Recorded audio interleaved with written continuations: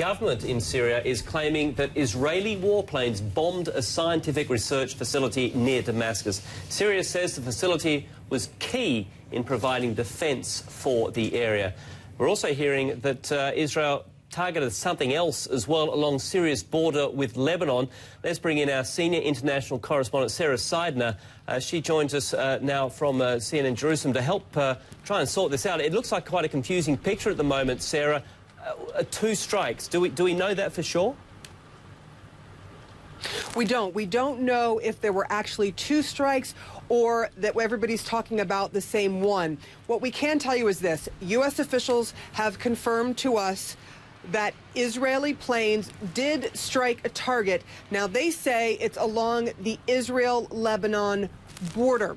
They say that the strike was targeted at a convoy that was carrying parts of SA-17 missiles, and that is why it was targeted, because those missiles were headed from Syria into the hands of Hezbollah, an enemy of Israel, who obviously lives in Lebanon. Now, let's talk about what Lebanese officials are saying, because the Lebanese military is saying, yes, Israeli warplanes, as they put it, were doing sorties very early in the morning this morning, but they are not confirming that there was any strike along the border. Then we heard from Syria, from Syrian state TV, the military saying that there was indeed a strike. They blamed Israel, saying that that strike, though, happened closer to Damascus, not on the Israel-Lebanon border, but closer to Damascus, and they say that the strike hit a research facility. So there's a lot of confusing information that is out there right now from these three different governments. And lastly, the only government that is mentioned that's not talking is Israel itself, and that is pretty much par for the course.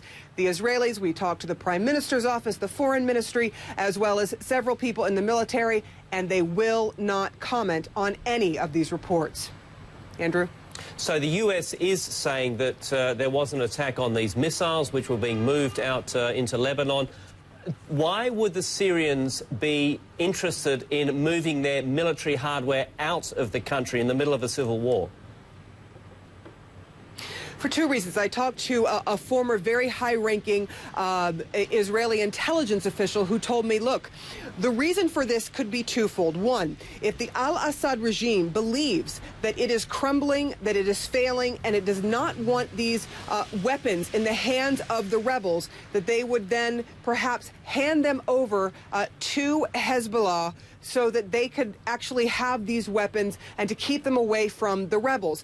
The other side of this is that Hezbollah wants to get as much as it can out of Syria, because it sees that the al-Assad regime looks as if it may crumble as well. And so there are two thoughts as to why these weapons are leaving Syria. But certainly the Israelis have been warning for many, many weeks now, according to our sources, saying, look, they're telling their allies that they see some of these weapons being moved around. They are very concerned, of course, about chemical weapons inside of Syria.